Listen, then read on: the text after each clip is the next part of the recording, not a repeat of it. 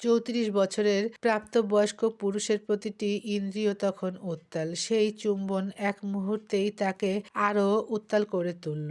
ঠোঁটের প্রতিটি ছোঁয়ায় যেন সে নাফিসার ভেতর নিজের এক নতুন রাজত্ব শুরু করলো। শান্ত হাতে কোমর জাপটে ধরল, নিজের শরীরের সাথে আরও মিশিয়ে নিল নাফিসাকে। দুজনের বুক একসাথে ধকধক করতে লাগলো। ঠোঁটের দীর্ঘ লড়াই শেষ। সাইমন ধীরে ধীরে নিচে নামতে শুরু করলো। ঠোঁট বোলাতে বোলাতে নামলো গলা অবধি।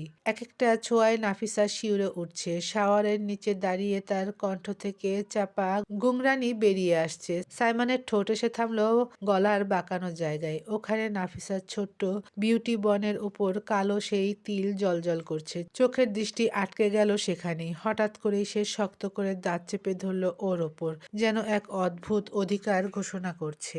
আহ শব্দ করে উঠল নাফিসা। শব্দটা এত গভীর, এত অসহায় শোনালো যে ঘরের ভেতরের পরিবেশ মুহূর্তেই আরো বিদ্যুতায়িত হয়ে উঠল। ঠিক তখনই সাইমন হঠাৎ থেমে গেল, যেন নিজের ভেতরের আগুনকে টেনে ধরে রাখতে পারছে না, অথচ চেষ্টা করছে। সে ধীরে ধীরে নাফিসাকে ছেড়ে দিল। কয়েক কদম দূরে গিয়ে দেয়ালে এক হাত ঠেকিয়ে মাথা নিচু করে দাঁড়ালো। বুক দ্রুত ওঠানামা করছে, জোরে জোরে শ্বাস নিচ্ছে। পানির ফোঁটাগুলো কপাল থেকে নেমে মাটিতে পড়ছে, কিন্তু তার ভেতরের অস্থিরতাকে ঠান্ডা করতে পারছে না। শ্বাসের শব্দ এত ভারী যে মনে হচ্ছে চারপাশে বজ্রপাতের মতো গর্জে উঠছে। অন্যদিকে নাফিসা পিঠ ঠেকিয়ে দাঁড়িয়ে আছে, দুই চোখ আধো বুজে। ভিজে চুল কাঁধ জুড়ে ছড়িয়ে আছে। বুক দ্রুত উঠানামা করছে, যেন হাঁপানি রোগীর মতো হাঁপাচ্ছে। প্রতিটি নিঃশ্বাসই যেন শরীরের ভেতরের ঝড়ের সাক্ষী হয়ে বাজছে। ওয়াশরুমের ভেতর তখন আর শুধু শাওয়ারের শব্দ নয়, দুজন নরনারীর দম ফেলার অস্থির শব্দ। এক অদ্ভুত নীরবতা, আর এক আবেগঘন মুহূর্ত যা কাউকে আর ছেড়ে যেতে চাইছে না। হালকা ধোয়ার মতো কুয়াশা জমে আছে বাথরুমের কাচের আয়নায়। শাওয়ারের ঝরঝরে শব্দ থেমে গিয়ে এখন শুধু পানির ফোঁটা ফোঁটা টুপটাপ করে পড়ছে মেঝেতে। ভেতরের ভারী পরিবেশটা যেন এক অদ্ভুত নীরবতায় ঢেকে গেছে। সাইমন গভীর এক শ্বাস টেনে নিল, চোখ বুজে কিছুক্ষণ দাঁড়িয়ে রইল। তারপর ওয়াশরুমের কভার খুলে সাদা তোয়ালেটা বের করে নিয়ে ধীরে ধীরে নাফিসার দিকে বাড়িয়ে দিল। কণ্ঠে গাম্ভীর্য, চোখে দমন করা আগুন। এটা নাও, তোয়ালে পরে রুমে যাও, জামাকাপড় পরে নিও, আর আমার রুম থেকে আমার ড্রেস নিয়ে এসো। কথাগুলো শোনার পর নাফিসার বুক আরো জোরে ওঠানামা করতে লাগলো। এতক্ষণ পর্যন্ত যে কাঁপুনি শরীর ভর করেছিল, সাইমনের গম্ভীর স্বর সেটা আরো বাড়িয়ে দিল। চোখ বড় বড় করে তাকালো তার দিকে। হঠাৎই মুখ ফসকে বেরিয়ে গেল, আপনার সামনে চেঞ্জ করব? বলার সাথে সাথেই জিভ কামড়ে ফেললো, মাথা নিচু করে ফেললো লজ্জায়। সাইমন সঙ্গে সঙ্গে গম্ভীর গলায় ছুড়ে দিল কথা, ইডিয়েট, আমি পেছনে ঘুরে থাকছি, তুমি রুমে গেলে ফ্লোর ভিজে যাবে, তাই এখানেই চেঞ্জ করো, হারি আপ। এ কথা বলেই সাইমন পিছন ফিরে দাঁড়ালো, চোখ বন্ধ করে গিলল একটা ঢোক। নিজের ভেতরের অস্থিরতা সামলাতে যেন প্রচেষ্টা চালাচ্ছে। নাফিসার লজ্জায় মনে হচ্ছে কান দিয়ে ধোঁয়া বেরোচ্ছে। গাল দুটো আগুনের মতো লাল হয়ে গেছে। ধীরে ধীরে ভিজে বাকি কাপড় শরীর থেকে নামিয়ে নিল। সাইমনের দিকে তাকালো, এখনো পেছনে ঘুরে আছে। একটা স্বস্তির নিঃশ্বাস নিল। কাপা হাতে সাদা তোয়ালে জড়িয়ে নিল শরীরে। ভেতরে বুক ধুকপুক করছে। ওয়াশরুমের দরজা খুলে বাইরে বের হওয়ার সাথে সাথেই বুকের ভেতর হাত চাপা দিয়ে জোরে জোরে শ্বাস ফেলল। মনে হচ্ছে ভেতরের ঝড়টা বুকে আর ধরে রাখা যাচ্ছে না। নাফিসা বের হওয়ার সাথে সাথে একটা বড় নিঃশ্বাস ফেলে। সাইমন শাওয়ারের নিচে দাঁড়িয়ে আবার নিজেকে ভিজিয়ে নিচ্ছে। ঠান্ডা পানি গায়ে পড়ছে, কিন্তু ভেতরে আগুন নিভছে না। মাথা ফেটে যাচ্ছে যন্ত্রণায়। আয়নায় নিজের প্রতিচ্ছবি দেখে গম্ভীর চোখে ফিসফিস করে উঠল, এই মেয়েটার সামনে এলে আমি নিজেকে কন্ট্রোল করতে পারি না। জানি না এই পরিস্থিতি একদিন কোথায় গিয়ে দাঁড়াবে। আরো কিছু ভাবনা ভাবতে থাকলো। ভাবতেই ঠোঁটের কোণায় মৃদু হাসি দেখা দিল। এদিকে নাফিসা নিজের ঘরে গিয়ে আলমারি খুলে ধীরে ধীরে জামাকাপড় বের করলো। সাদা কটন কামিজ, হালকা নীল ওড়না পরে নিল। তবু বুকের ভেতর ধরফর থামলো না। মাথার ভেতর বারবার ফিরে আসছে ওয়াশরুমের সেই মুহূর্ত, সাইমনের গম্ভীর দৃষ্টি, ভিজে স্পর্শ, শরীরের গন্ধ যেন এখনো চারপাশে ভাসছে। ড্রেস পরে দরজা খুলে করিডোরে পা রাখতেই চারদিক একেবারে নিস্তব্ধ। অন্ধকারে মৃদু হলঘরের লাইট জ্বলছে।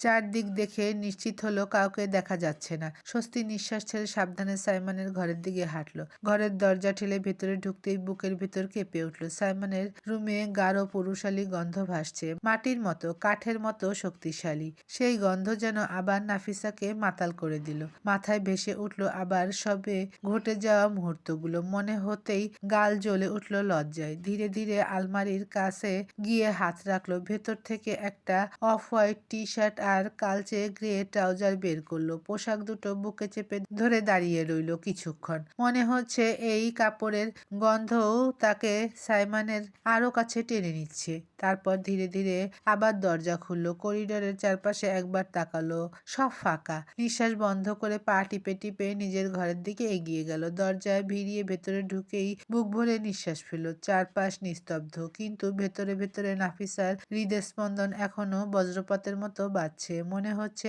আজকের রাতটা তার জন্য একেবারেই আর স্বাভাবিক থাকবে না। খট করে ওয়াশরুমের দরজা খুলে যাওয়ার শব্দ হলো। সাইমন বেরিয়ে এলো। সবকিছু এক মুহূর্তে ঘরের নিস্তব্ধতাকে আরো গম্ভীর করলো। নাফিসার চোখ সেই দিকে গেল, হা করে তাকিয়ে রইল।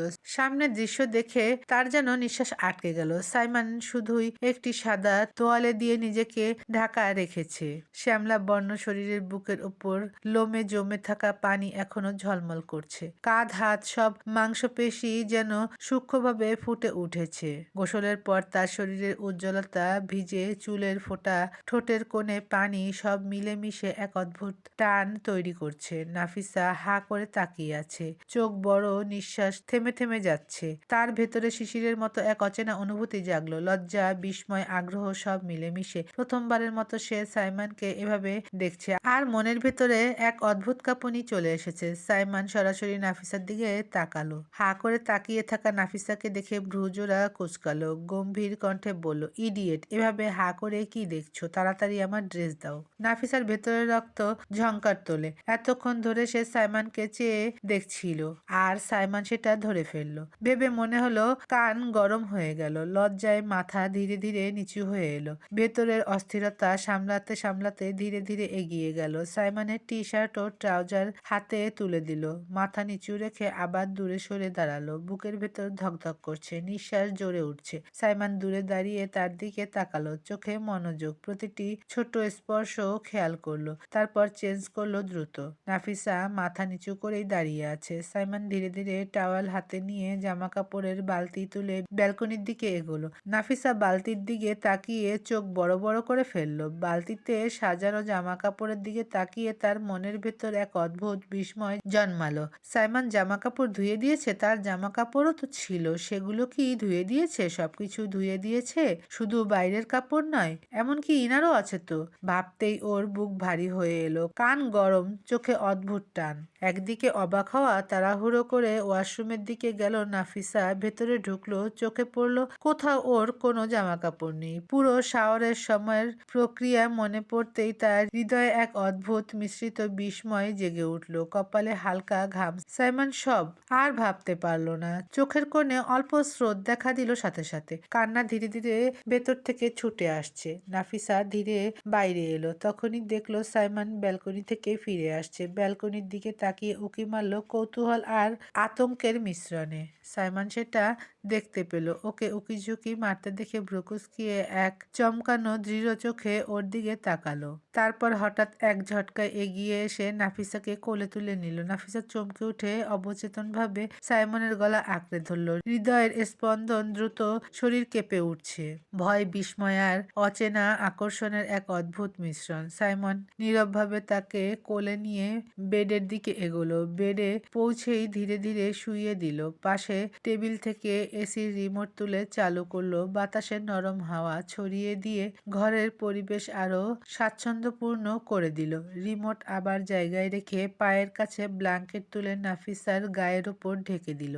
তারপর ধীরে ধীরে ঝুঁকে নাফিসার মাথা থেকে ওড়না সরিয়ে দিল, ভিজে চুলগুলো ছাড়িয়ে দিল। মনোযোগ সহকারে, যেন প্রতিটি তার সংযম, ধৈর্য, মনোযোগ সবকিছুই স্পষ্ট। নাফিসা এক দৃষ্টিতে সাইমনের দিকে তাকিয়ে আছে, চোখের মধ্যে বিস্ময়, লজ্জা আর কৃতজ্ঞতার এক অদ্ভুত মিশ্রণ। নিঃশ্বাস নিচ্ছে গভীর, মুখে সামান্য ঢোক। ভেতরের উত্তেজনা এবং শান্তির সমন্বয় যেন এই মুহূর্তে পুরো ঘরকে ভারী করে তুলেছে। এক মুহূর্তে নীরবতার পর নাফিসা একটি ঢোক গিলে উদ্বিগ্ন হয়ে নিজের ভিতরে জমিয়ে রাখা অনুভূতিগুলো বের করে দিয়ে বলল, ডিএসপি সাহেব, ভালোবাসি আপনাকে। আপনি মানেন আর না মানেন, ভালোবাসি, ভালোবাসি, ভালোবাসি। আমাকে আবেগ বলে দূরে ঠেলে দিতে পারবেন না। এটা আমার আবেগই না, এটা আমার স্বামীর প্রতি আমার ভালোবাসা, যেটা আল্লাহ নিজে হালালভাবে আমার হৃদয়ে রোপণ করে দিয়েছেন। তাই আপনি না মানলেও আপনাকে আমি ভালোবাসি স্বামীজান। এক নিঃশ্বাসে কথাগুলো বলে থেমে সাইমনের দিকে দৃষ্টি দিল।